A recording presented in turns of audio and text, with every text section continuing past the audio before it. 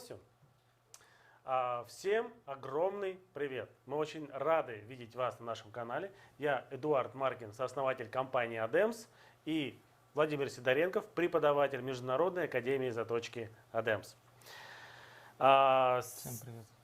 Здравствуйте, Владимир. Всем привет. Всем привет. Сегодня мы хотим вам рассказать о заточке бытового и садового инструмента на станках ADEMS. Кто нас видит, слышит, подтвердите в чате, что все хорошо видно. А также пишите в комментариях, на что бы вы хотели, чтобы мы обратили внимание при обзоре заточки инструмента. Сегодня вы узнаете и ответите, после просмотра данного вебинара, вы ответите для себя на некоторые вопросы. Один из вопросов — это почему выгодно и интересно и прибыльно затачивать бытовой и садовый инструмент. Также, как с помощью станков ADEMS и той части, которая здесь представлена, зарабатывать на этом. Также вы узнаете об технических особенностях станках, оборотах, о скоростях, если будет кому-то интересно. Ну и увидите весь объем инструмента, мы для вас приготовили, сейчас все покажем, весь объем инструмента, который можно затачить на наших станках. Так, ну что, немножко о нас.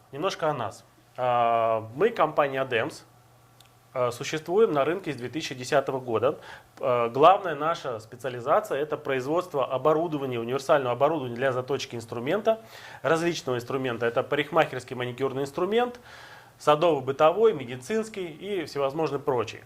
Вторым направлением нашей компании является...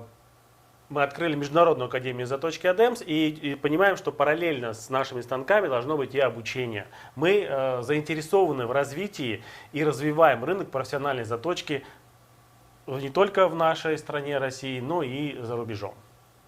Итак, еще раз повторюсь, сегодняшнее наше мероприятие посвящено заточке бытового и садового инструмента на станках ADEMS.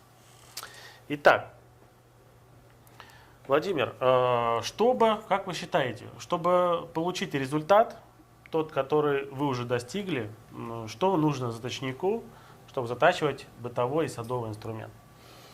Ну, в первую очередь, если мы говорим про одну из самых востребованных тематик, это бытовые ножи. Да, после них идут охотничьи, туристические, и дальше у нас идут, там, допустим, бытовые ножницы, хирургические. Вот, то есть, в первую очередь можно обратить внимание на станок ADEMS TESAR. Вот, то есть этот станок удобен тем, что у него есть направляющие, куда можно устанавливать держатели, где можно очень быстро менять ленты. Вот, и, соответственно, отчасти в моей мастерской этот станок уже присутствует, соответственно, и мы также на них еще и обучаем. Естественно, это станок ADEMS Pro 2, то есть, опять же, мы уже про него рассказывали, у него есть хорошая особенность — быстрая смена абразива, частотный преобразователь, манипуляторы, держатели, то есть, соответственно, можно устанавливать углы. Соответственно, всеми нами любимый станок Full Drive, то есть это такая универсальная лошадка. Вот, как раз сегодня мы его тоже будем частично использовать, то есть он нам будет помогать в плане полировки и микроподвода. Вот.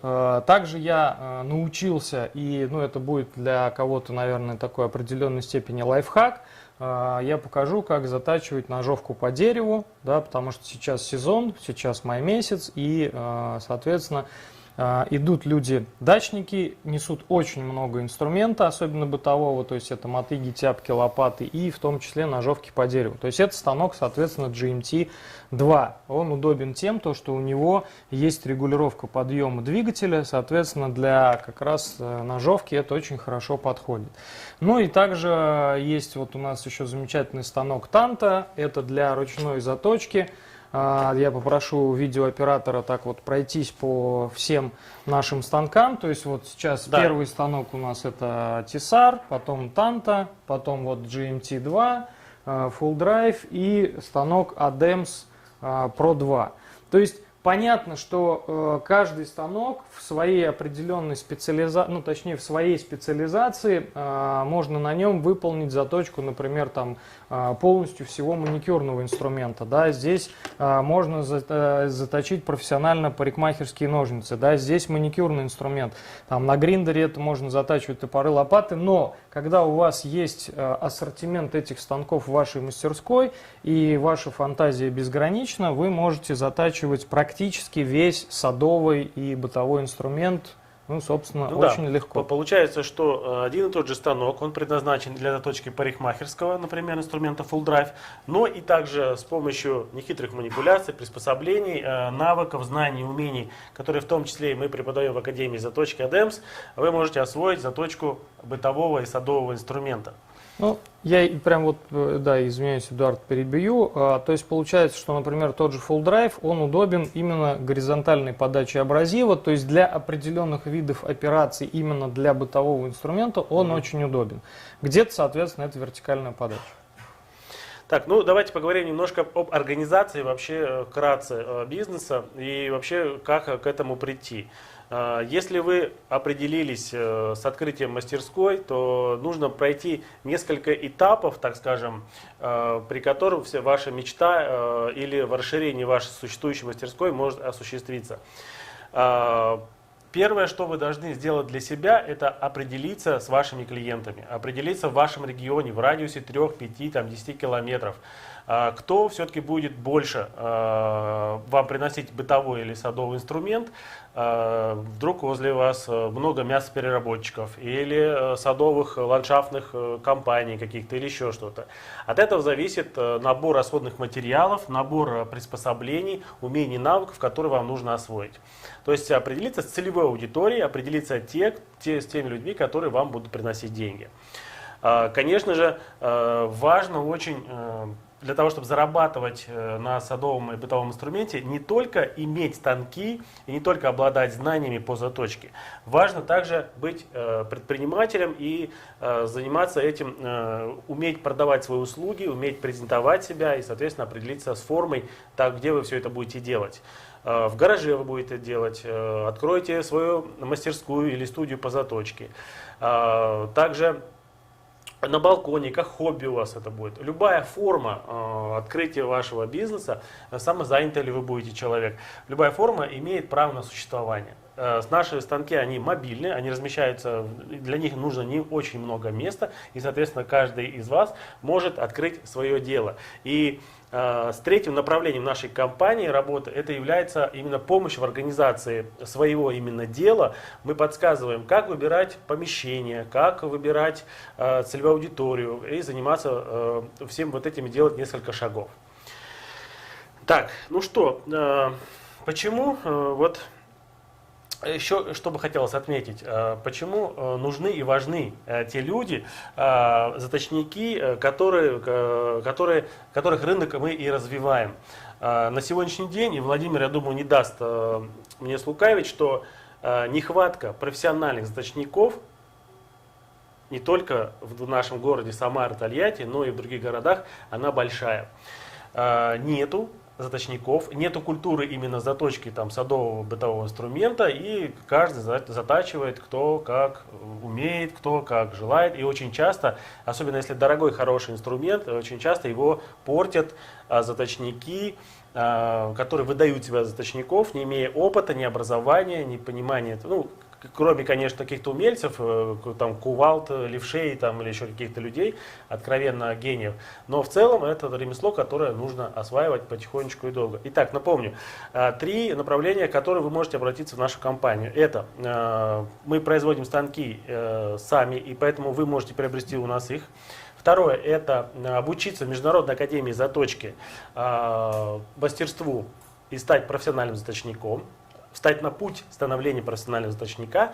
Ну и третье, мы организовываем курсы, бизнес-курсы по открытию своего дела, бизнеса по заточке, инвестированию, поиску источников финансирования этого дела и все остальное. За этими вопросами можете обращаться в нашу компанию. Итак, Также мы уже говорили, но еще раз напомним о том, что чтобы вы понимали, что каждый заточник при заточке бытового, садового, любого парикмахерского маникюрного инструмента сталкивается с большим количеством ошибок, с какими-то дикими страхами, что у него не получится, что еще как-то. Поверьте, и мы вам даем обещание, что после сегодняшнего вебинара многие страхи ваши уйдут, и вы поймете, что не только на станках ADEMS, но и вообще заточка бытового инструмента это выгодно, а также это возможно, и это можно спокойно транслировать у себя в радиусе вашей мастерской для своих клиентов. Так, ну и кто досмотрит наш вебинар до конца, кто захочет получить полную информацию, мы подготовили для вас специальное предложение, которое я озвучу в конце данного мероприятия. Ну что, Владимир? Потирая ручки, я да, уже готов. Если, инструмента много. Инструмента много, я попрошу наших помощников, если есть пожелания или не пожелания, с чего нам начать, то мы можем выбрать, да, прошу оператора показать весь вот имеющийся у нас сегодня инструмент, который мы готовы для вас затачивать. Вкратце мы можем быстренько все это показать. То есть у нас есть от мелких бытовых инструментов, как бытовые ножницы, далее до крупных секаторов, есть лопаты, дальше топоры, кусторезы, ножи газонокосилок, очень интересный инструмент, плоскорез называется. Ну вот заточка ножей, решеток, мясорубок, тоже мы это часто говорили. Топорики кухонные, бытовые, тяпки. Что еще? Вот набор инструментов, которые вы можете смотреть. И, соответственно, сейчас, если кому-то в большей степени интересно о чем-то, если все проголосуют за какой-то конкретно первый инструмент, который показать, то мы это покажем. Мы должны понимать, что если мы поставим такую цель, и мы с Владимиром будем рассказывать вам про все про это, то, наверное, у нас на это уйдет день-два, мы будем стоять и будем 24 часа в сутки рассказывать обо всем об этом, потому что информации очень много. Конечно, мы поговорим сегодня о каких-то базовых вещах, что-то мы покажем, что-то мы не успеем показать. И если вы хотите раскрыться, стать на уровень профессионала в заточке, то вам нужно обратиться в нашу компанию, в Международную академию заточки ADEMS, и, соответственно, мы вам уже покажем тонкости, нюансы. Это не один день, там, от одного до бесконечности можем вас обучать. Поэтому вот на такой радостной ноте, мы ее так назовем, мы приступим, наверное, я предлагаю к заточке ножей. Да? Ножей. Вот у нас вышла обновленная модель с незначительными доработками, модель Тесара, на которой мы сегодня и сейчас покажем заточку бытовых ножей кухонных, которые вы непосредственно столкнетесь, когда вам начнут приносить клиенты. И если вы будете делать это качественно, соответственно, поток клиентов ваших будет только увеличиваться. Ну что ж, Владимир. Я уже, чтобы не терять нашего времени, подготовил нож, и, соответственно, для того, чтобы, я имею в виду, я его установил в зажим, и для того, чтобы нам начать его затачивать, нам необходимо проверить угол, угол заострения на сторону. То есть это обычный бытовой нож, соответственно, мы его будем затачивать под углом 20 градусов на сторону. То есть, соответственно, у нас есть электронный угломер, мы его устанавливаем сюда, вот на эту площадку, обнуляем, то есть вот у нас нулевой, 0, и, соответственно, ставлю сюда. То есть здесь 24 градуса, то есть, соответственно, я понимаю, что мне необходимо немножко прослабить это все мероприятие. Опа. Вот, и... Давайте я подержу. Да, пожалуйста. Сейчас я прям буквально...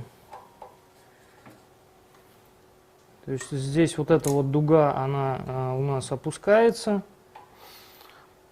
Но также еще можно регулировать с помощью гайки. Вот этой вот. вверх-вниз. И, Да, соответственно, но лучше все-таки это делать именно за счет вот этого вот гаечки. То есть лучше опустить все-таки саму станину. То есть вот эту вот, ну точнее вот эту штангу. И таким образом я все-таки стараюсь ее 21.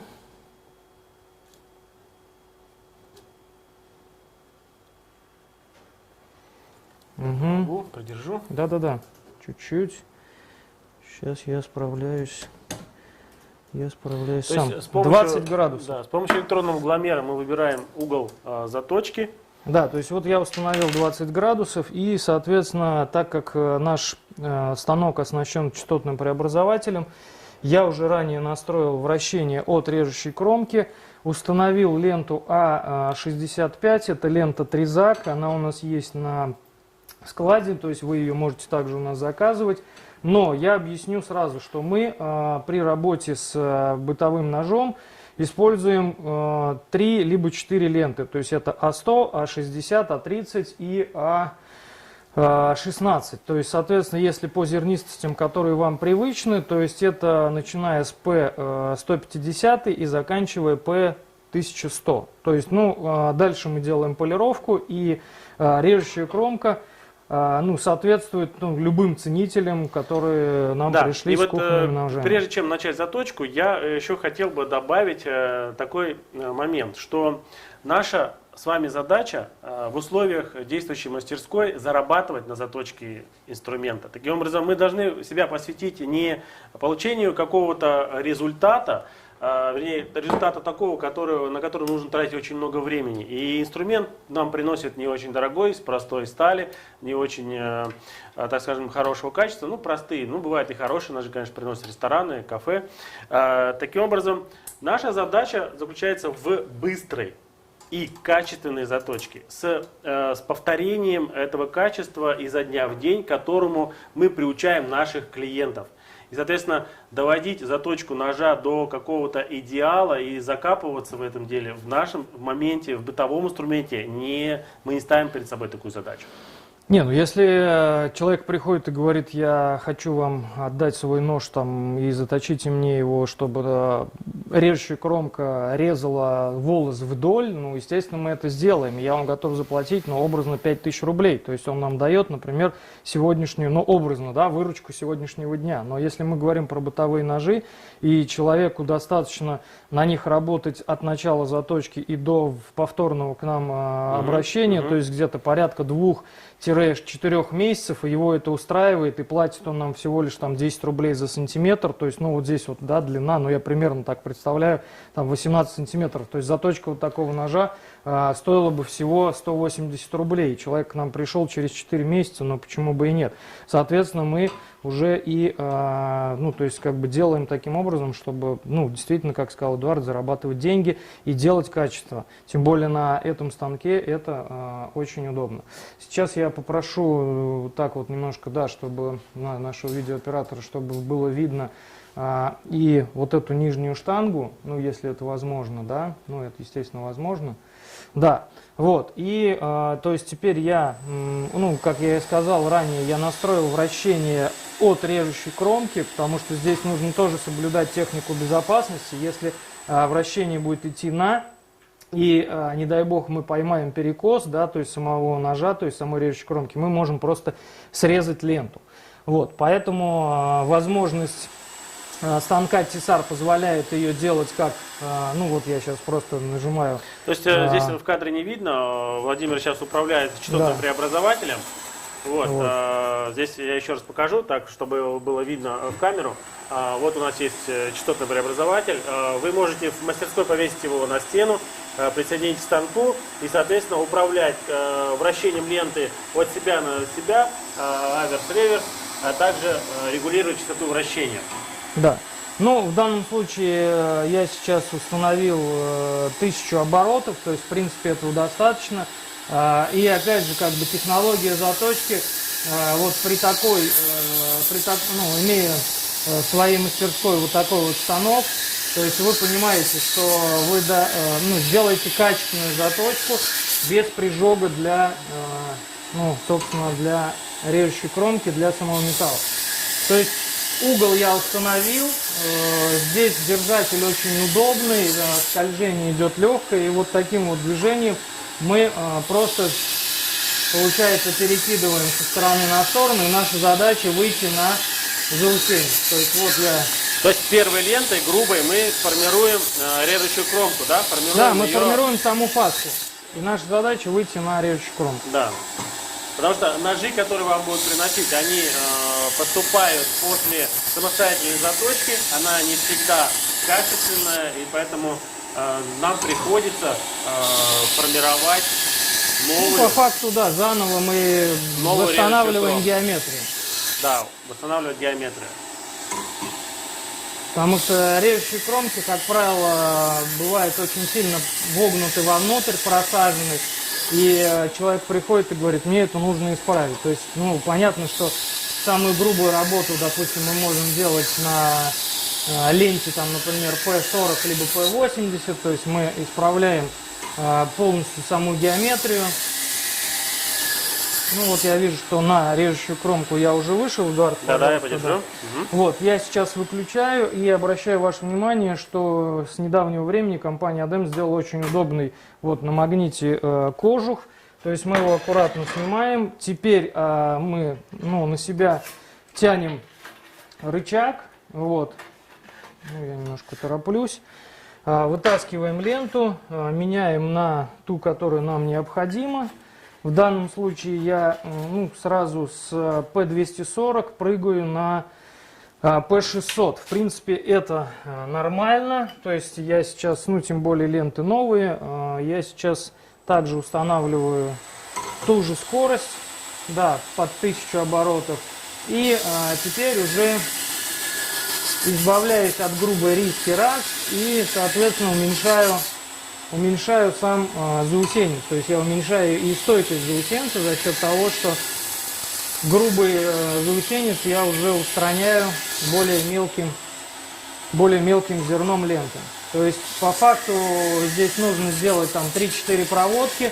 То есть вот я сейчас, допустим, дотрагиваюсь до режущей кромки, и я понимаю, что комнатная температура. То есть я нисколько не перегреваю сам металл. И заточка ножа происходит достаточно быстро. То есть теперь я уже вот сейчас обработку произвел на абразиве P600. Вот. Соответственно, сейчас устанавливаю абразив. Да, и можно P1100. для наших зрителей показать промежуточный какой-то вариант на обработке на двух лентах. Здесь, если мы, конечно, наш оператор сможет, нет, Владимир, к сожалению, он резать еще не будет, по той простой причине, что здесь еще торчит достаточно большой заусенец. Вот. Я сейчас взял абразив P1100 и сейчас делаю уже такую прям, по факту, для этого ножа это уже по факту почти полировка. То есть как бы у нас базовый абразив был P150, то есть здесь вот если, и мы должны помнить, что доводить до зеркального какого-то блеска режущую кромку не нужно, да, правильно, Владимир? То есть нам нужно оставить некую микропилу, да, для бытового ножа, да. Чтобы стойкость режущей кромки была выше. Потому что в большинстве случаев, в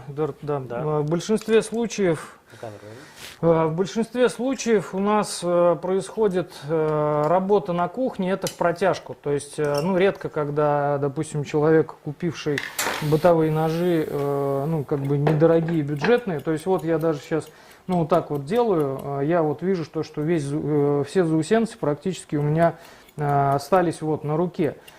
Далее то, что я делаю, по моему удобству и по моей практике, то есть в моей практике я сейчас нашего видеооператора попрошу приблизиться сюда.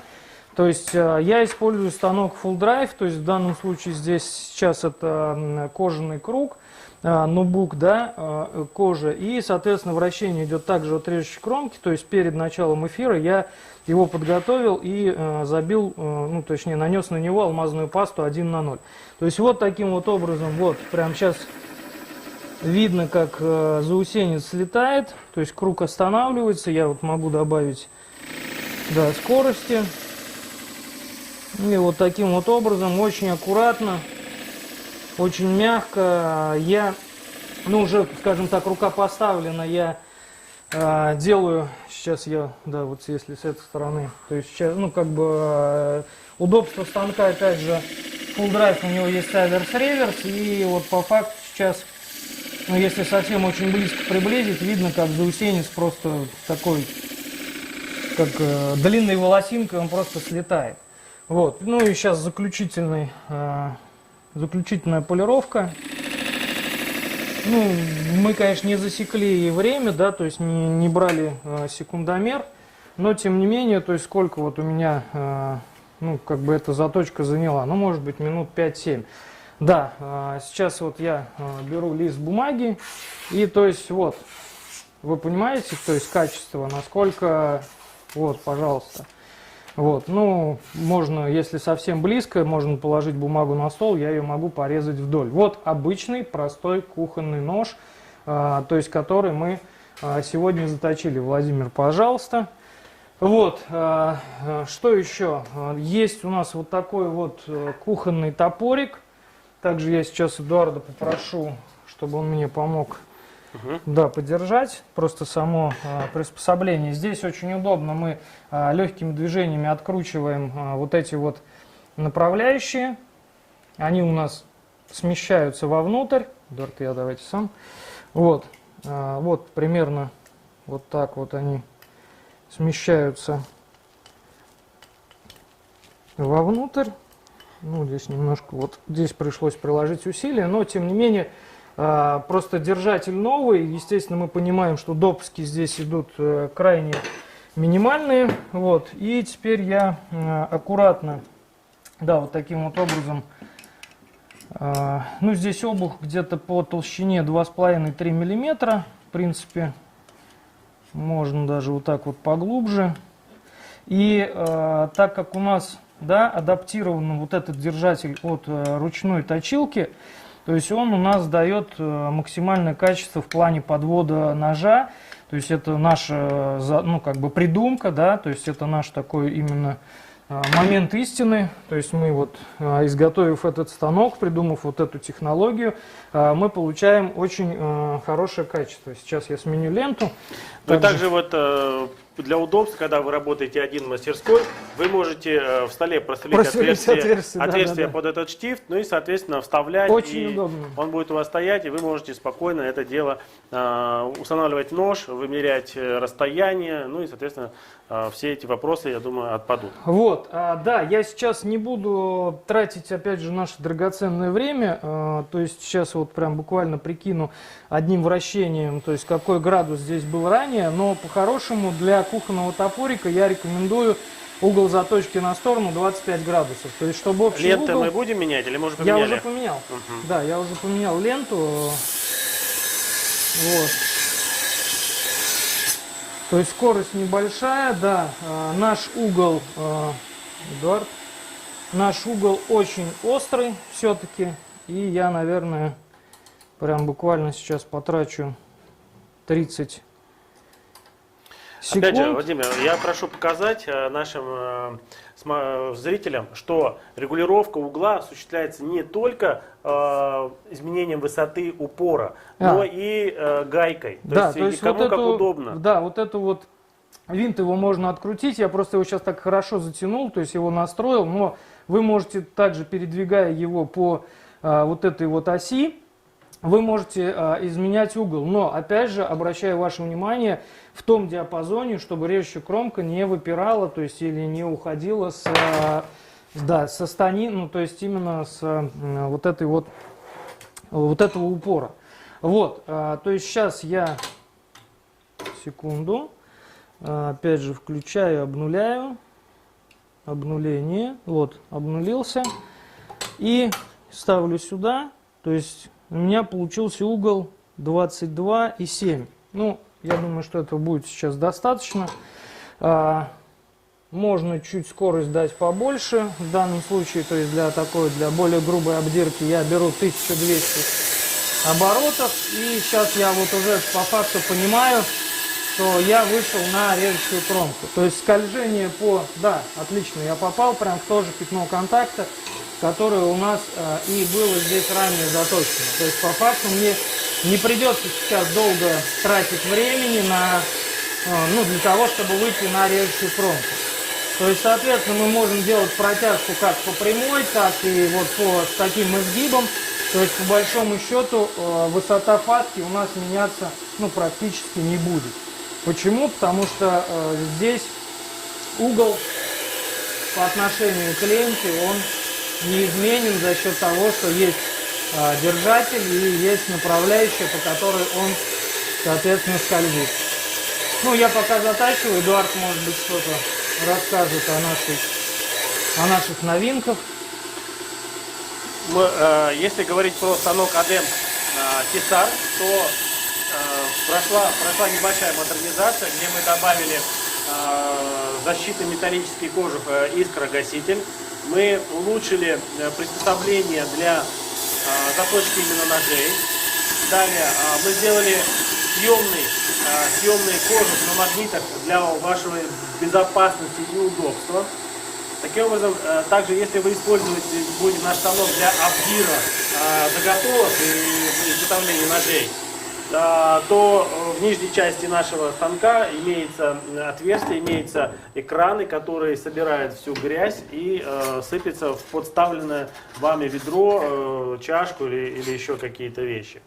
Прошу обратить внимание, что смена ленты осуществляется очень быстро и не требует дополнительной до настройки перехода. Может это произойти, может убегать лента только в том случае, если разные производители. С этим может быть, просто под каждого производителя нужно поднастроиться. И если у вас другой производитель, в отличие от этого, то лента может не убегать, потому что это разные, скорее всего, производственные, технологические какие-то возможности производителей. Ну и таким образом нужно адаптироваться под это дело.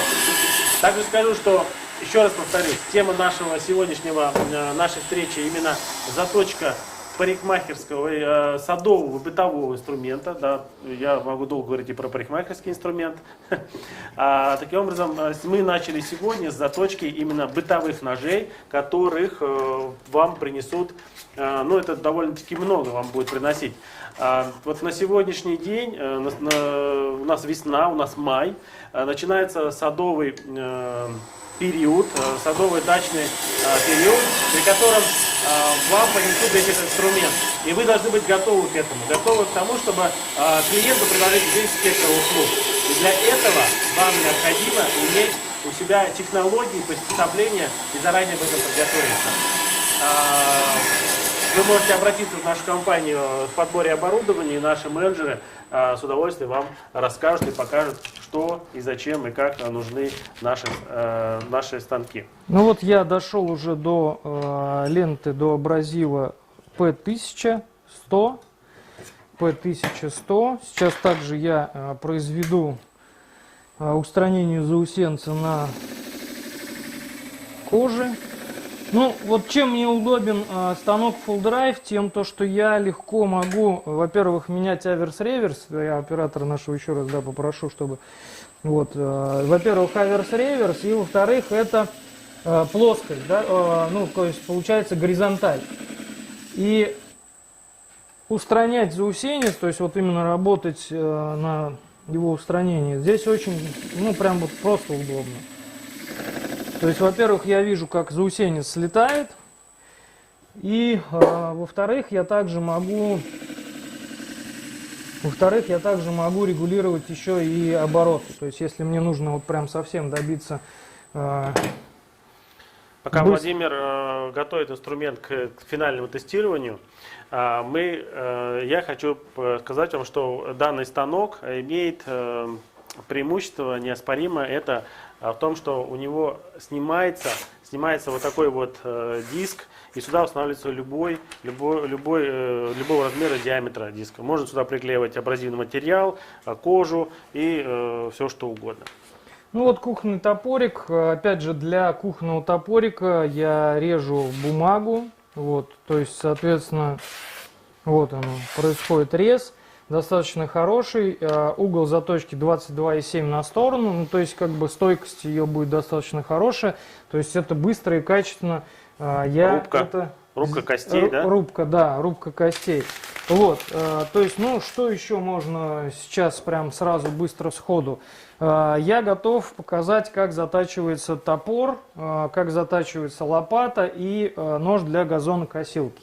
То есть я также все не отхожу от от станка Тесар. То есть Ну да, мы сейчас перемещаемся уже от мясопереработки, разделки продуктов, мы перемещаемся именно в садовый сегмент. Это дачники, огородники, ландшафтные компании по ландшафтному дизайну, которые используют всевозможный садовый инструмент. Садовый инструмент, еще раз повторюсь, к ним относятся кусторезы, которые мы можем затачивать. Да? Вот. Далее. Ножи газонокосилок. Тяпки, плоскорезы, секаторы. Итак, Владимир, с чего мы продолжим? С топора? Да. Самый узнаваемый, самый распространенный рубящий инструмент – топор. Конечно, вы должны понимать, для каких целей вам топор.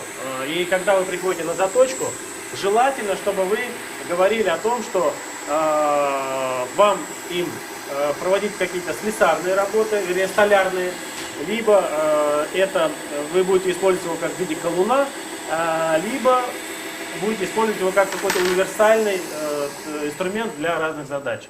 Таким образом, мастер должен подобрать именно форму режущей кромки, необходимой под ваши задачи.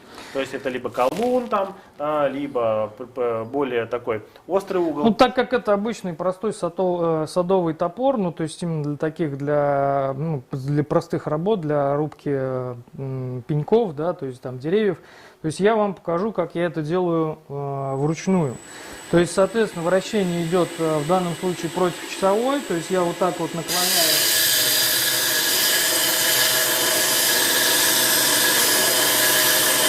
И вот таким вот движением, собственно, можно чуть добавить скорости. Вот. То есть, кто-то задаст вопрос, а почему вы это делаете вручную? В силу того, что это скорость. И, опять же, рука поставлена с точки зрения того, что я вижу, углы соприкосновения, то есть подвода, да, непосредственно к самой лестнице. Соответственно, я сейчас делаю угол одинаковый.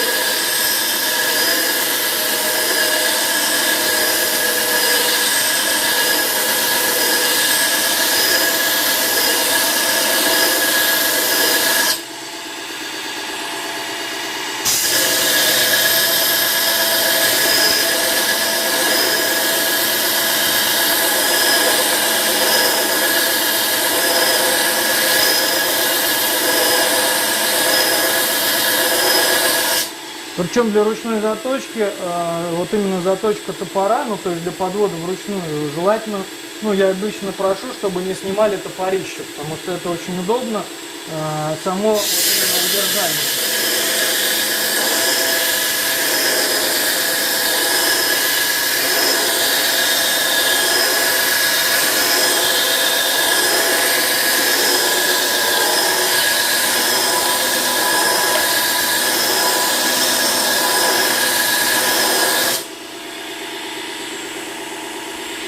Вот, на режущую кромку я вышел, то есть теперь я сейчас нашего видеооператора попрошу опять же подойти к станку Full Drive. Я специально сделал заготовку из абразива оксид алюминия P1000. Так, чтобы наши клиенты видели, друзья наши на канале, мы вот так вот немножко в бок повернем. Да, сейчас центр поймаю.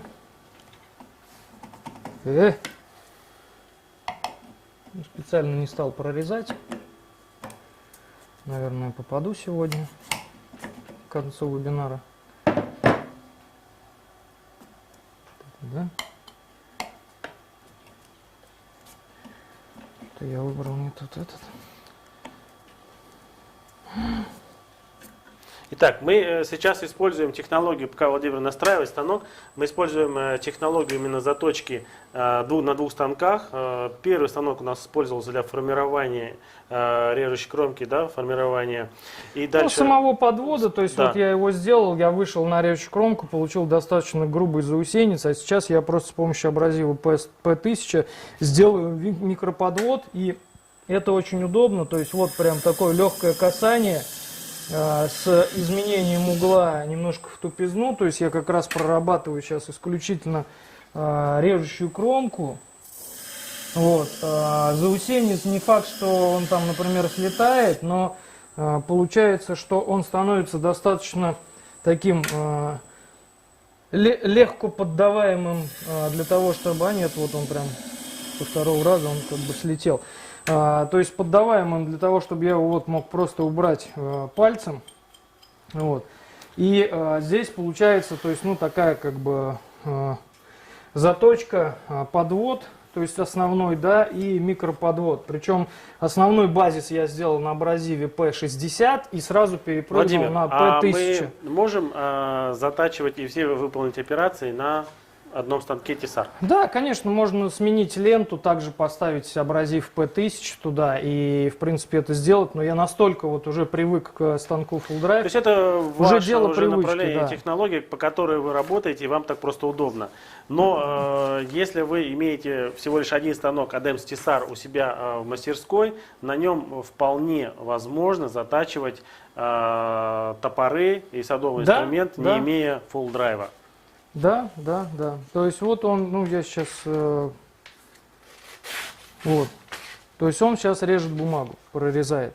Вот. Но опять же, для того, чтобы, ну как сказать, что заточка Да, можно показать закончена. просто, какая получилась у нас режущая кромка. И если бы у нас было побольше времени, и мы бы просто больше постарались, выводили бы, Ну, я просто наводили заполировал бы получше, красоту, да, то и- даже внешний вид той режущей кромки, тот внешний вид, который вы отдаете инструмент, уже вызывает у вашего клиента удовольствие, и, соответственно, он доверяет вам как профессионалу. Да, конечно.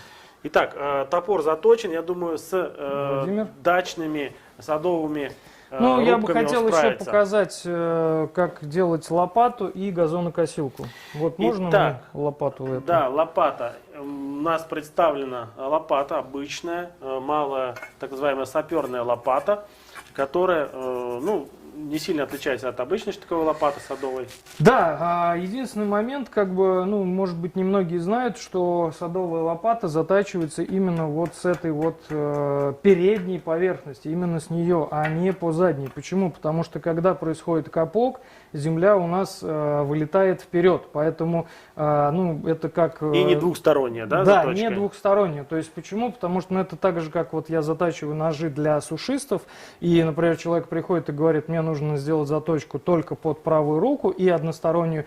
Соответственно, я делаю, ну, если мы смотрим с обуха, да, относительно обуха, то я делаю заточку с правой стороны. Соответственно, когда он производит рез суши, то они слетают больше, как говорится, в правую сторону. Так вот, то есть, опять же, лопату мы берем в руки. То есть я ставлю обороты 1200 и вот таким вот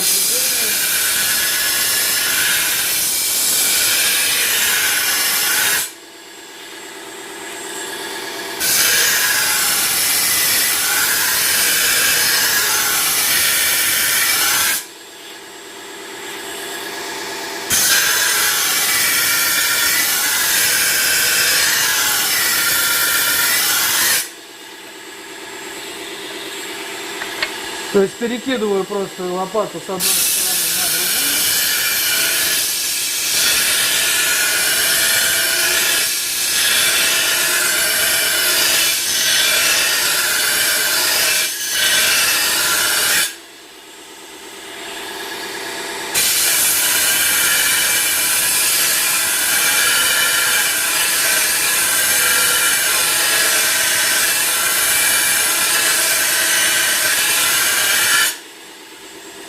Ну, соответственно, вот, получился сейчас, ну, здесь просто есть еще, ну, как бы пила, Вот, то есть сейчас получилось, я вышел на режущую кромку, ну, то есть получил заусенец, то есть его можно снять оселком, либо просто продолжить как бы смену лент и добиться зеркальной поверхности. Но опять же, когда к нам приходит там бабушка, дедушка или человек, который просто хочет производить именно работу, копать землю на даче, то ну, можно закончить там на абразиве максимум там, ну, P240, собственно, даже если мелко какой-то заусенец остается, при первом же копке, то есть эти все заусенцы слетят. То есть мы даем возможность человеку, ну там образно за 50-100 рублей получить рабочий инструмент, да, то есть мы не делаем какую-то идеальную... И получается, что если вы расположите к себе клиента, то клиент вам может принести 3, 5, 7 инструментов, на котором можно заработать по 50-100-150 рублей. Ну вот считайте,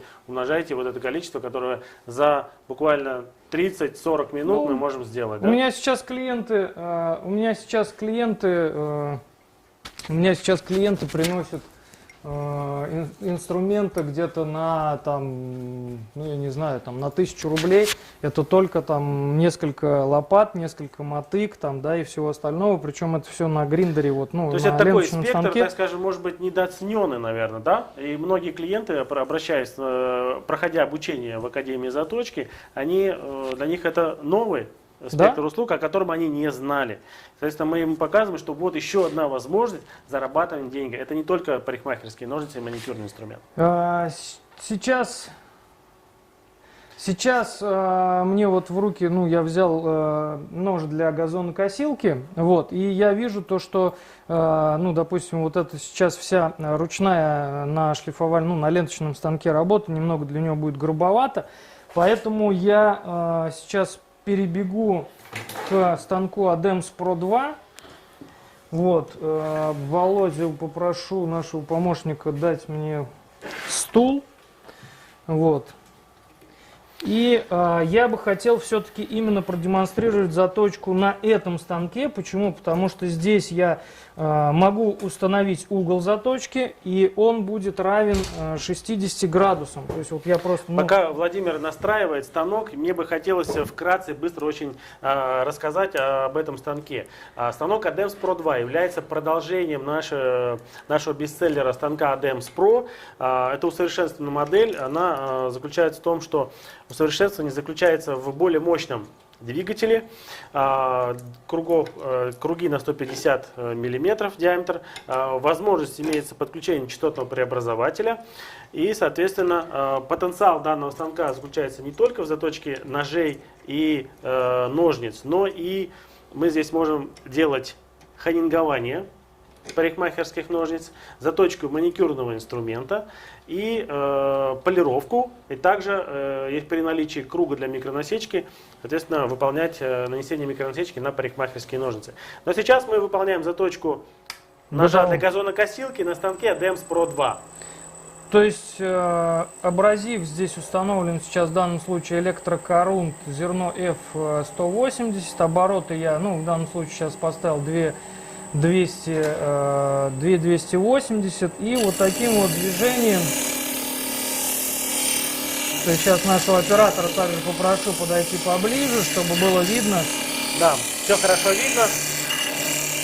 То есть здесь вот буквально будет там несколько, ну, может быть, десяток проводок, и я уже выхожу на режущую кромку, и все мы понимаем, что нож для газонокосилки, он, ну, настолько, ну, как это сказать по-русски, настолько дубовый, ну, в плане того, что снимать здесь заусенец, ну, можно этого и не делать.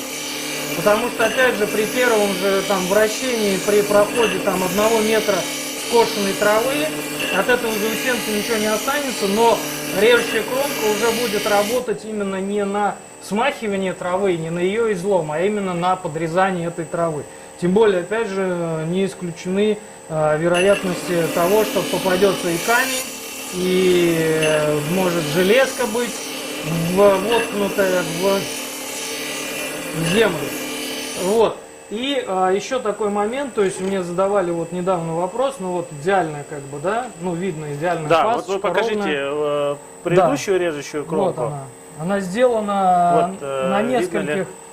пальцы? Она сделана, да, на нескольких, точнее на станке, здесь несколько поверхностей, ну такие вот переходы, заломы, ребра и вот наша кромочка. То есть она, ну фаска точнее, она идеальная, то есть, ну вывели на режущую, вышли на режущую кромку.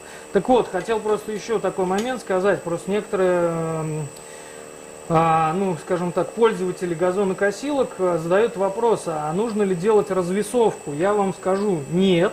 Почему? Потому что, ну, в данном случае я не делаю развесовки по той простой причине, что съем металла, он примерно одинаков, и нарушив, ну, как бы вес одного края по отношению к другому. В несколько там, граммов. Да, Незначителен, да, скорее всего, да? ну, на какой-то, на 1 грамм, да, это незначительно. Вот, здесь я могу просто сказать, если вдруг был пойман камень или какая-то ну, жесткая поверхность, то есть нужно обратить, и газонокосилку начинает трясти, то нужно обратить именно на, уже не на сам нож и не на его развесовку, а нужно обратить на саму ось. Потому что, как правило, если нет переходника, который спасает ось от поломки, либо, ну, то есть, чтобы она погнулась, то будет погнута ось, и здесь либо замена двигателя, либо будете пользоваться тем, чем есть. Поэтому как бы грешить на то, что мы не затачиваем или там снимаем огромное количество металла, я вот, ну, здесь вот просто говорю, что этого не происходит. Поэтому вот такой вот заточки достаточно для того, чтобы газонокосилка работала. Ну и за такую работу мы берем от 150 рублей. Ну, получается по 75 рублей на сторону. Тоже очень недорогой такой бюджетный вариант заточки.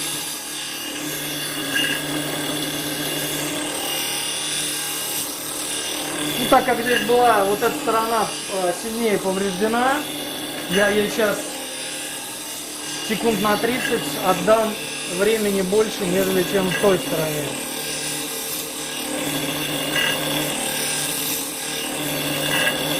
Угол один и тот же, количество металла будет снято, ну, фактически тоже.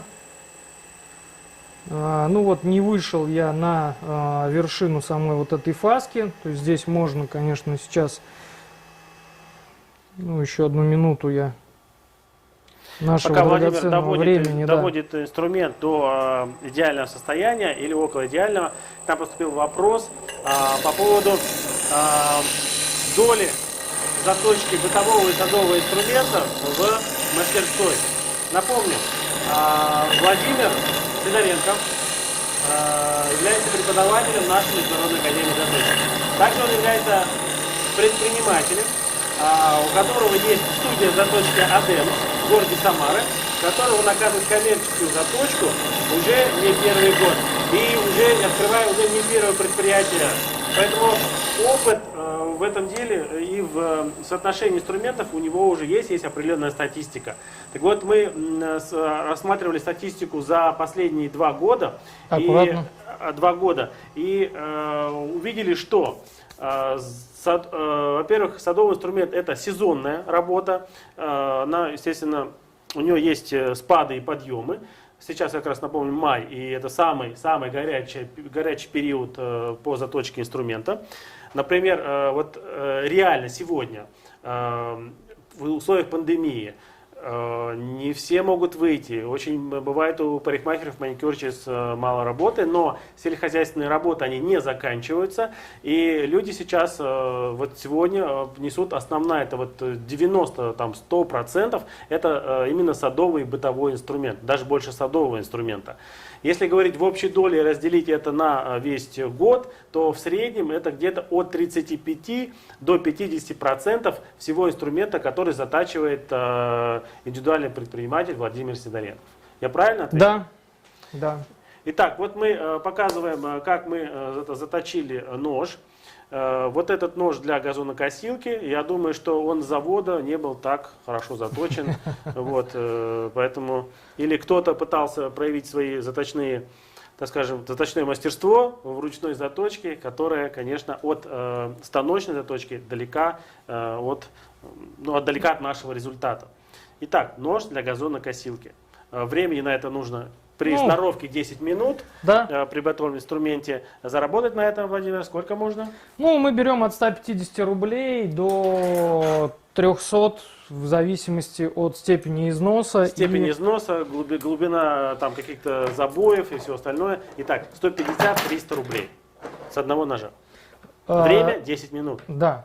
Вот, я просто сейчас, коль нахожусь около станка DEMS Pro 2, то есть мы опять же вернемся на Тесар и задействуем Full Drive. То есть сейчас вот я увидел, то есть наши коллеги, ребята, кто нам сейчас помогает, то есть подготовили ножницы, да, то есть я вот беру обычное полотно, то есть это ткань, да, и, соответственно, вот вам показываю на примере то, что оно не режет. Вот, это обычные такие советские ножницы. Слава богу, задняя поверхность не повреждена, то есть я даже вижу, что ее здесь пытались полирнуть, отшлифовать, но тем не менее для того, чтобы затачивать бытовые ножницы, достаточно заточки по передней поверхности и потом просто обычного механического срезания того заусенца, который выходит в сторону задней поверхности. То есть также сейчас станок... Итак, Владимир, я прошу немножко дать мне времени, и я покажу нашим уважаемым зрителям, что станок ADEMS Pro или Pro 2 оснащается вот таким вот держателем для заточки ножей и ножниц. Ножи также бытовые можно с прямым профилем режущей кромки заточить. На данном образце, на данном держателе имеется шкала. Если вы хотите выставить определенный угол, вы можете воспользоваться шкалой для выставления угла режущей кромки бытовых ножниц. Это же не только бытовые ножницы могут быть, но и бывают портные ножницы, профессиональные ножницы, на которых нужно выставить определенный угол и в него желательно попасть, чтобы не испортить ножницы. Но я думаю, что для бытовых ножниц какой-то там есть универсальный угол, под который можно в данном случае делать... я вижу, что здесь родной угол, тот, который был, назовем его предыдущий заточка, это где-то градусов 80. Я сейчас установлю 70 градусов, и моя задача выйти на режущую кромку. Да, наш видеооператор показывает, выйти на режущую кромку и убрать выработку. То есть вот таким вот образом я сейчас это относительно быстро делаю. Опять же, быстрота и скорость, и кажущаяся простота заточки, это в умелых руках, конечно. Здесь нужно следить за прижимом, следить за траекторией движения, следить за временем, когда нужно остановиться, сделать эту заточку, не сжечь режущую кромку. Это все, конечно, приходит с годами, с опытом. Ну и также, для того, чтобы все это быстро освоить, вы можете обратиться в нашу компанию, в Академии заточки, в которой мы вас все это передадим, вам весь этот опыт. Чтобы все-таки ускорить процесс, я меняю угол на 75, потому что 70 оказался для предыдущей фазы, то есть предыдущего угла заострения более острый. Сейчас я просто хочу показать динамику исправления. То есть вот применение манипулятора трехколенного, держателя, частотно-преобразователя и вот этого механизированного способа заточки позволяет нам сделать это очень быстро. И, соответственно, вашим конкурентным преимуществом может выступать то, что вы делаете это недорого, не тратя на это много времени и постоянно зарабатывать.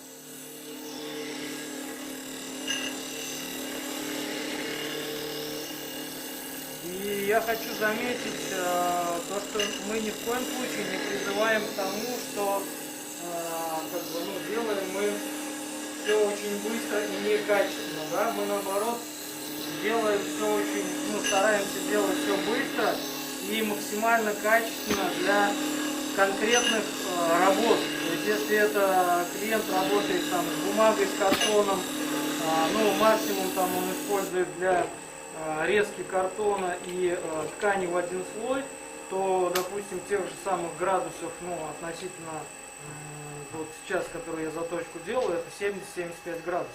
То есть я уже сделал выход на режущую кромку, устранил выработку, которая образовалась со временем. И вот сейчас затягиваю опять, уже второе полотно перевернул.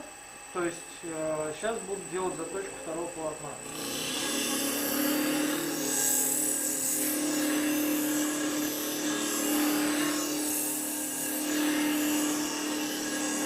Потому что клиенты приходят, приносят ножницы, и они говорят, нам нужно это сделать здесь и сейчас, 10-15 минут, мы ждать не можем, оставлять мы не хотим, ну и соответственно вот мы можем себе позволить ответить их требованиям. То есть мы это вот 10-15 минут и ножницы готовы. Ну, конечно же... Я так понимаю, у нас пока нету, да? У нас все проблем, хорошо со звуком? Пока звука нету. А звука нету, может быть, и есть, поэтому если нас видно, слышно или не видно, не слышно, вы, уважаемые наши зрители, пишите в чат, и наши помощники отреагируют очень быстро. То есть мы можем увлечься заточкой и, соответственно, забыть про некоторые нюансы. Итак, напомню, мы затачиваем простые, бытовые, домашние ножницы, которые стоят в заточке, сколько, Владимир, вашей мастерской? Ну, мы за эту работу взяли бы 150 рублей. 150 рублей заточка ножниц, очень старых, древних, которые в начале нашего теста они не резали. И, соответственно, но после нашей заточки, я думаю, они еще очень долго будут служить у своих хозяев и приносить пользу. И, как видите, в реальном времени мы заточили эти ножницы буквально за 5-10 минут. Зависит от степени убитости этих инструментов. Ну, здесь, конечно, задняя поверхность все-таки, как я сказал ранее, якобы не пострадала, но здесь пострадал изгиб полотна, то есть, конечно, здесь нужно посидеть их порихтовать, но я сейчас пытаюсь. Но в целом настроить... сама заточка была произведена. Можно показать то качество режущей кромки, которое у нас получилось. Да, то есть вот у нас фасочка сейчас блестит. Мы покажем да, выход кромку. на режущую кромку произошел. Какой получился внешний вид. Вот. То есть это, обратите внимание, это ровная режущая кромка по всей длине, без каких-то перевалов, переходов, переступов и всего остального. Вот сейчас я показываю рез. То есть вот, вершина немножко она она сильнее всего пострадала. То есть здесь либо нужно будет сейчас заглубляться за выработку, либо делать рихтовку, либо подгибку. Но сам факт того, что они стали резать, вот я вам показываю. То есть до начала заточки они не резали. Вот. То есть у нас есть примерно похожие ножницы, но опять же мы на них не будем тратить время, да, у нас ибо очень много различных инструментов. Да, они примерно такие же. То есть канцелярские ножницы, да, мы тоже убираем. А я сейчас хочу, сделать акцент на заточке. Они были, оказывается, раскручены на заточке секаторов. Вот. То есть, да, я их подготовил. То есть вот таким вот образом они разбираются, и здесь вот это вот серповидное полотно имеет заводскую такую насечку очень грубую, то есть соответственно мы это полотно не трогаем. То есть наша задача именно заточить вот такое вот полотно с выпуклой режущей кромкой. Такой вам, скажем так, совет, лайфхак и вообще то, что я объясняю и говорю, мы располагаем именно вот таким вот образом само полотно. Да, давайте еще раз покажем, после закрепления покажем нашим зрителям. Вот таким вот образом. То есть у нас получается режущая кромка, она должна быть расположена в горизонте. То есть вершина с нижней частью режущей кромки, она должна быть в одном горизонте. Для чего? Для того, чтобы высота фаски осталась неизменной. Вот. Ну и сейчас, естественно, я подбираю угол заострения.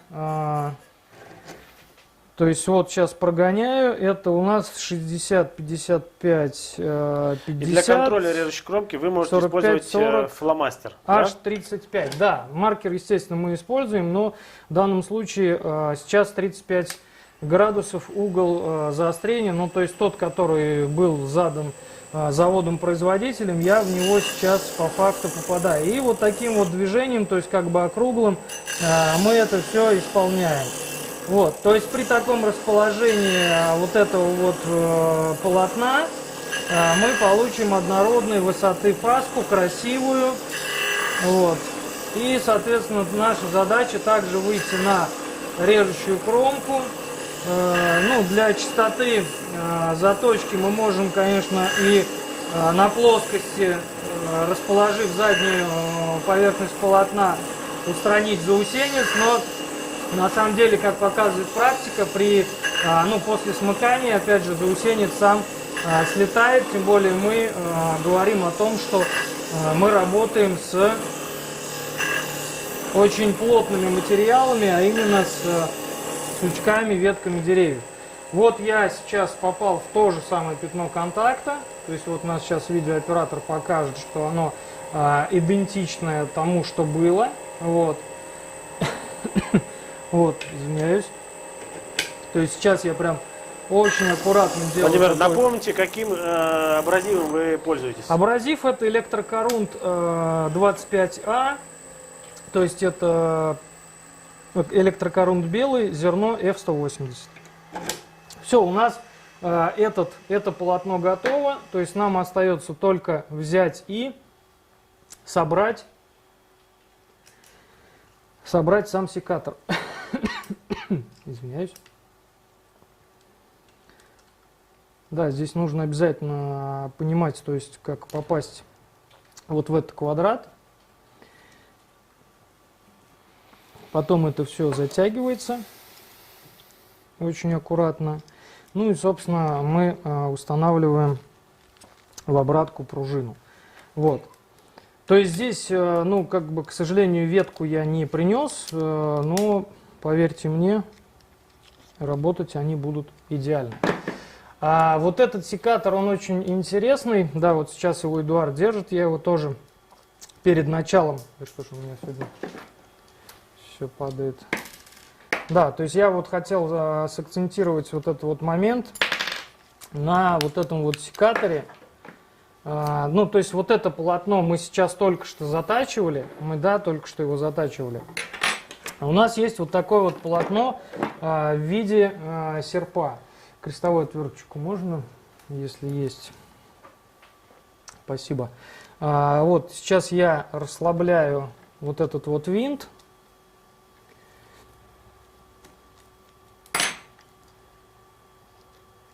Я подготовил специальный, точнее, не то чтобы специальный круг, а в свое время я очень часто, скажем так, периодически портил профиль белого электрокорунда, и в конце концов меня это все достало, и я приобрел вот такой вот себе алмазный круг. То есть, по большому счету, это также можно заказать через компанию ADEMS. То есть, если необходимость ваших точнее, появление секаторов в вашей мастерской возникнет, такой круг, здесь профиль, какой он, 1 FF1, вот, то есть зерно 100/80, то есть я его заказал. И, собственно, почему? Потому что вы видите, какая здесь вогнутая поверхность. То есть ни один круг с прямым профилем сюда не зайдет. Да, совершенно верно. Вот, то есть поэтому либо вы будете каждый раз электрокорунт править алмазной шарошкой, либо вот можно заказать такой вот замечательный круг. То есть тех, кого это заинтересовало, вы можете связаться с менеджерами компании ADEMS, и они вам уточнят, то есть цену на этот круг. Вот, зерно, да, еще раз, 100/80. Сейчас я ставлю угол заточки, делаю 85 градусов. И вот у меня здесь как раз нанесен маркер, то есть сейчас постараемся попасть в это пятно контакта. Причем, обратите внимание, опять же, удобство станка ADEMS Pro 2 заключается в том, что я могу, установив круг на ProFix, да, у меня могут круги там стоять, как говорится, в рядок, и мы будем, да, вот здесь единственный момент. биение по передней поверхности, к сожалению, я убрать не могу. Но я думаю, для демонстрации это будет для достаточно. этой работы, да, для этой работы меня это биение нисколько не пугает. Почему? Потому что это все, ну, то есть я это не держу в руках, это все с помощью держателя, поэтому достичь результата по формированию именно фаски, по формированию передней поверхности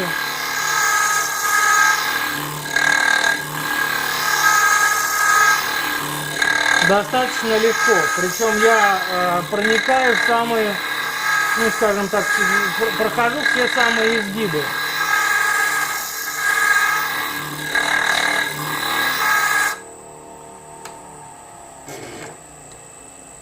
То есть фасочка, вот она, все, она сформирована, готова. Я вышел на режущую кромку, появился легкий заусенец. То есть мне достаточно теперь заточить только вот это вот полотно с выгнутой режущей кромкой, и, соответственно, секатор будет заточен.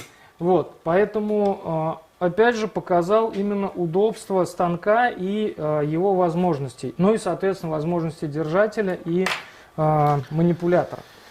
Идем дальше. Владимир, я бы хотел вам предложить заточить очень интересный инструмент, который умеет затачивать, я думаю, любой садовод у себя на даче и делает это самостоятельно. Называется он ножовка по дереву. Ножовка по дереву, где мы покажем, как с помощью наших станков, нашего опыта и наших технологий мы как быстро, ну, наверное, все понимают, затачивать вручную ножовку это довольно-таки сложно и муторно. Нужно взять напильник трехгранный, да, и каждую сторону, каждого зубца сидеть и релаксировать, ну, довольно-таки длительное время. На примере вот обычной садовой ножовки по дереву мы покажем ряд, всю заточку мы делать не будем, но какую-то да, часть покажем, просто... покажем, как непосредственно это делать. И хотим обратить внимание, что заточка именно с применением станков становится не мучением, а упрощением и, соответственно, заработком. Ну, скорость. Маэстро, да. прошу. Сейчас, да, я вот установил, опять же, подготовил на станок ADEMS GMT2 вот такой вот замечательный круг. Градус здесь идет 35 градусов общего угла, соответственно, и поднял движок на самый-самый верх. Для чего? Для того, чтобы я, когда буду именно опускать ножовку, протачивая каждую, ну, одну из сторон зуба, да, чтобы она у меня как раз не уперлась в сам стол. Ну, даже если она у меня и упрется, я могу его немножко сдвинуть чуть на край, но это очень удобно. И дальше потом я сделаю, то есть один прогон по одной стороне зуба, сделаю переворот, сделаю прогон по другой стороне круга и круг перекидывая на другую сторону двигателя. То есть, соответственно, я сделаю заточку по всем 4 сторонам этого круга. Вот. Да, сейчас, Эдуард, вы хотите показать перед началом заточки? Да, смотрите, у нас есть 2 варианта заточки. Для тех, кто не уверен в своей, так скажем, ну, боится или переживает за повторение угла, недостаточно опыта, мы сейчас заканчиваем доработку вот такого стола, который крепится вот на вот эту направляющую, на каретку. Для чего он нужен? Когда вы устанавливаете угол на заточке зуба, вы поворачиваете столик именно так, да, то есть... как вам нужно, и, соответственно, проводя по, ну, давайте схематично покажем, проводя по вот этому опорному столику, вы гарантируете соблюдение угла по всей, на всех зубьях. На всех зубьях. Вот, Владимир уже заточил не первую 1000 ножовок, ему данный не нужен столик, и он вам покажет на круге, специальный круг, который он уже презентовал. Ну, я выберу сейчас там, например, 1, 2, 3, 4, 5, 6, ну, штук 6 зубьев, и как бы техника заключается в следующем, то есть вот мы берем Настраиваем подсветку, то есть выбираем именно ту сторону, которую необходимо затачивать. Увеличиваем скорость. Ну, здесь можно Данный станок смело, оснащен частотным преобразователем. да, смело 1700 оборотов и вот так вот прям мягко. Алмаз делает свою работу исправно, то есть вот я вижу, что я вышел на режущую кромку и просто перекидываю через зуб. То есть вы уже поняли, да, для чего мне нужно будет потом еще раз на этой стороне зеркально перевернуть.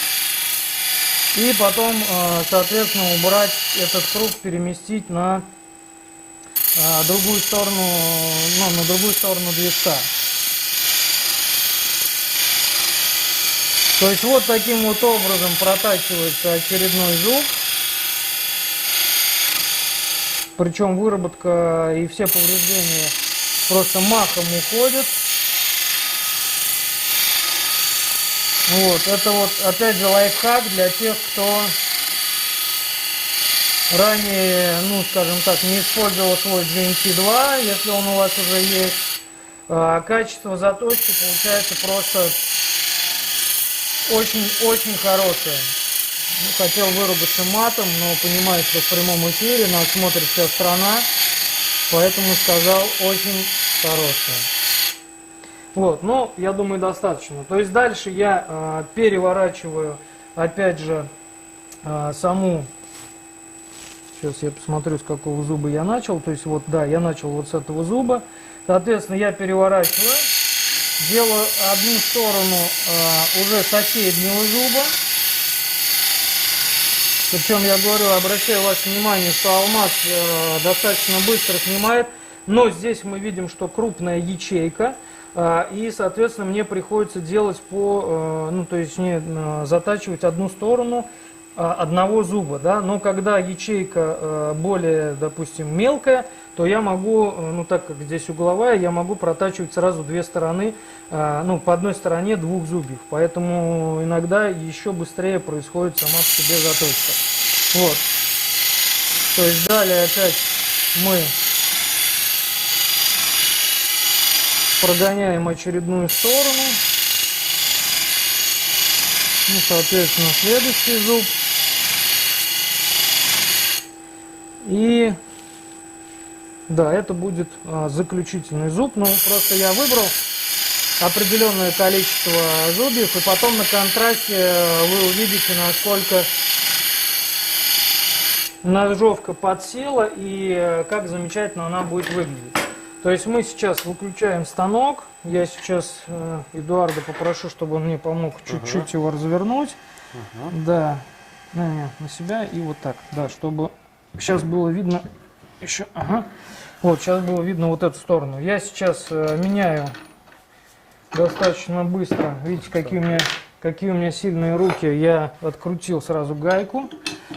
Вот, здесь мне приходится ключ использовать. Мы сейчас что сделали? Мы алмазный круг с установленным профиксом сняли для удобства, просто чтобы вам было видно. Можно было делать, может быть, с одной стороны, но мы переставили один круг, этот с левой круг с левой стороны на правую сторону. И заметьте, когда мы устанавливаем алмазный круг в нашей разработанном оправке профикс, то биение отсутствует. Ну, практически там, может быть, если и будет какое-то минимальное. Да, и я хочу сразу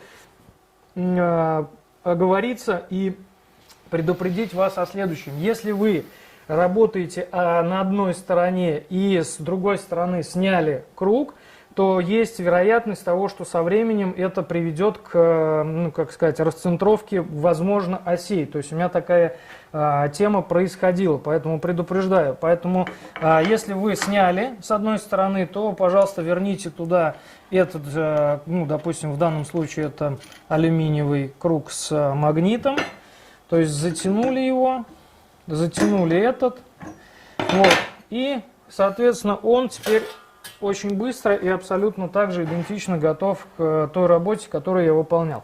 Все, теперь получается вот эти 6 зубьев, которые я выбрал, на этой стороне я уже их закончу. То есть я также беру, нахожу, откуда я начал.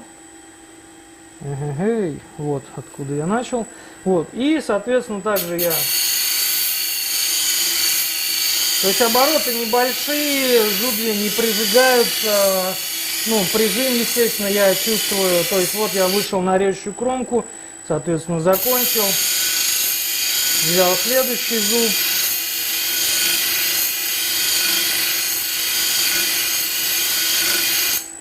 Вопрос, сколько мы берем за эту работу, господа, от 300 рублей. Заметьте, ну, скажем так, совдеповских ножовок, поверьте мне, в каждом городе очень много. И некоторые люди приходят и приносят их как раритет. И для них, знаете, иногда стоимость заточки, ну, для кого-то просто не важна. То есть человек говорит, да, я хочу, чтобы вы мне это заточили. То есть все, я сейчас переворачиваю, и у меня идет заключительная проточка уже той стороны зуба, которую я, ну, собственно, не трогал. Так, сейчас, секунду, я ее найду. Вот она. Да.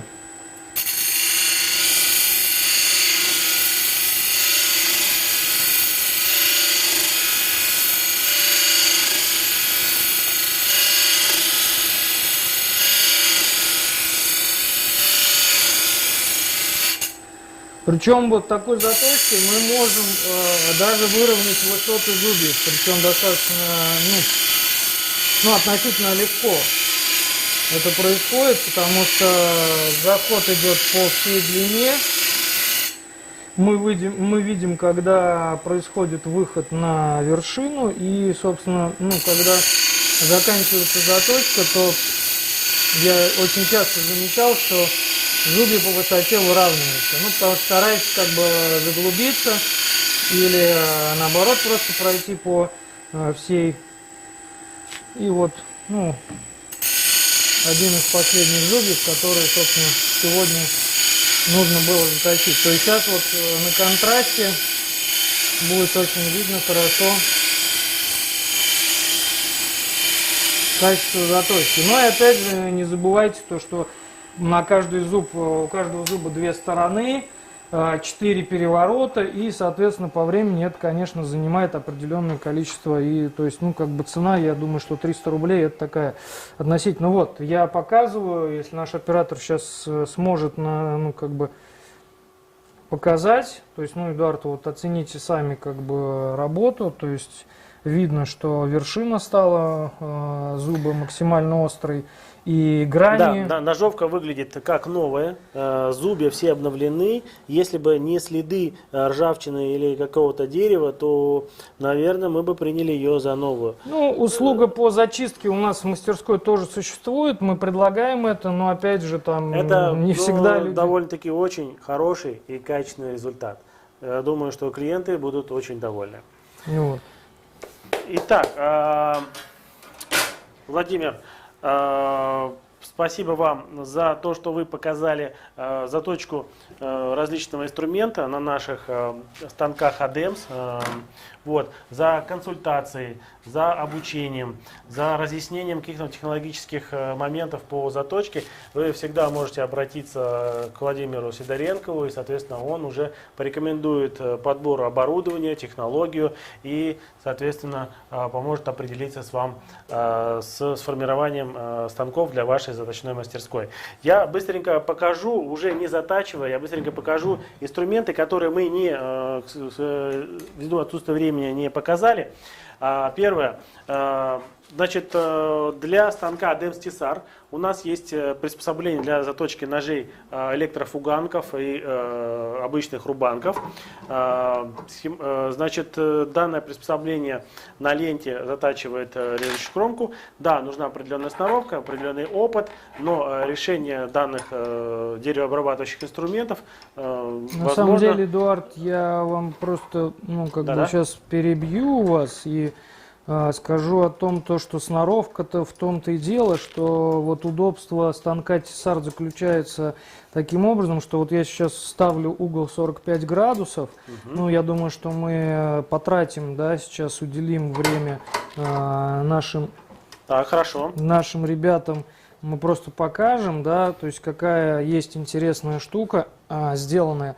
Вот. Прошу.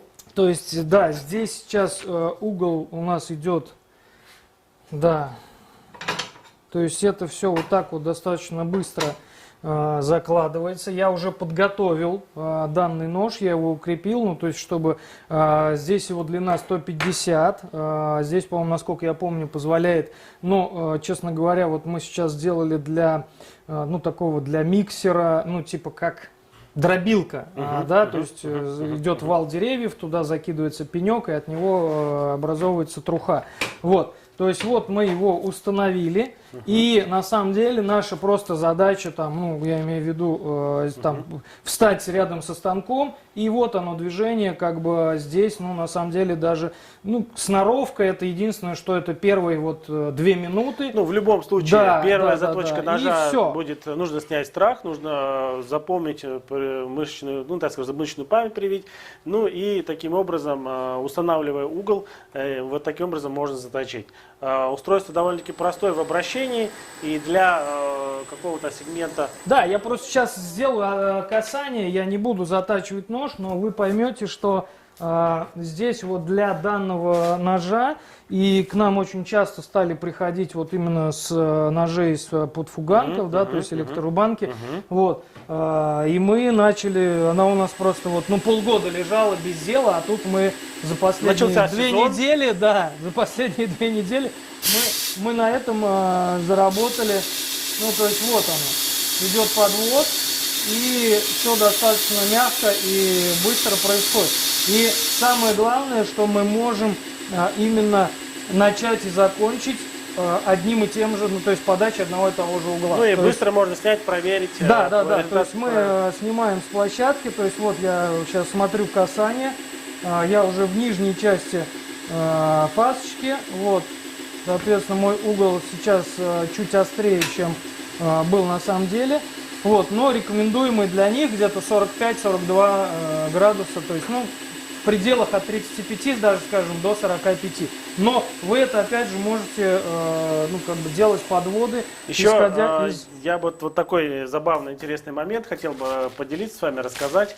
Это именно забавность заключается в том, что заточка на данном станке ADEMS Tessar с помощью приспособлений для электро, так скажем, рубанков и фуганков, оно выявило новую целевую аудиторию, которую мы до этого не знали и буквально недавно о ней узнали. Это именно производители масок. Производители масок, Да. медицинских масок, которые делают это в большом количестве. У них есть оборудование автоматической резки ленты для производства масок. И у них подобные ножи, ну, немножко другие, но очень похожие на такие ножи, используются в производстве. Они одеваются на барабан, барабан вращается, и при вращении он нарезает эту ленту и формирует, соответственно, геометрию будущей маски. Таким образом, сейчас в условиях вот этого бума, спроса и все остальное, вы можете также поискать таких производителей и к ним обратиться и сказать, что вы можете с помощью ну, станка ADEMS Tessar, с помощью своих знаний и умений, с помощью приспособления показывать и зарабатывать на данном виде услуг. Что мы еще не показали? Мы не показали еще заточку простых инструментов, таких как тяпка, плоская резка, вот, универсальные инструменты, которые, ну, достаточно просты в обслуживании. Вот этот нож можно заточить как обычные ножницы на станке ADEMS, допустим, Pro, либо на гриндере, здесь в зависимости от того, что у вас есть. Далее можно заточить с помощью станка ADEMS Pro 2, можно заточить вот такие вот кусторезы. Вот, Да, причем их легко затачивать, ну, с точки зрения, что они разбираются и устанавливаются, там просто единственное, нужно придерживать вот эту тяжесть самого полотна, ну, то есть, чтобы оно не давало нагрузки на... Также с помощью станка ADEMS Tessar можно затачивать и нехитрых приспособлений столярные стамески, причем как прямые, косые, так и полукруглые. очень схожи с заточкой электрорубанка, электрофуганка. Ну и нераскрытые, не показанные инструменты — это какие-то туристические охотничьи ножи, ножи, решетки мясорубок, которые мы на нашем канале уже неоднократно показывали. Если полистаете в нашей ленте видео, вы найдете видео, где мы затачиваем эти инструменты. Сегодня мы не коснулись почти одного заточного устройства. Сейчас мы вам вкратце быстренько покажем, что оно из себя представляет. Вот очень простая конструкция. Ничего мы здесь не изобретали. Мы выбирали очень много из различных моделей. Мы сделали очень простую, недорогую конструкцию, при которой в условиях вашей мастерской вы можете оказывать заточку уже более дорогих ножей, с более какой-то заточкой более технологичной. Таким образом, используя брендированные и нашего производства, с помощью наших технологий мы производим камни с нашим брендом, с различной зернистости. Таким образом, черновую, опять же, мы говорим о скорости заточки.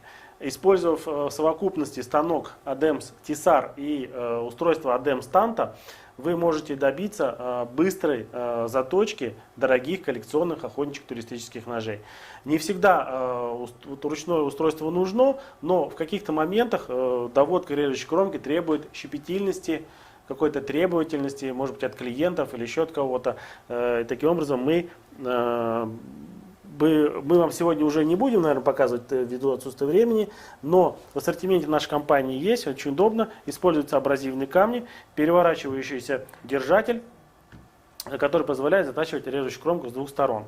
Микродоводчик угла, парковочный узел, довольно-таки простая, надежная конструкция, как автомат Калашников. Также это отличный выбор, отличный подарок для любого заточника. Причем комплектация данной заточной станции от 6500 рублей до 13 и до 25. Все зависит от набора материалов. Но даже за 6500 рублей, поверьте, этого достаточно, чтобы в домашних условиях порадовать семью острыми ножами.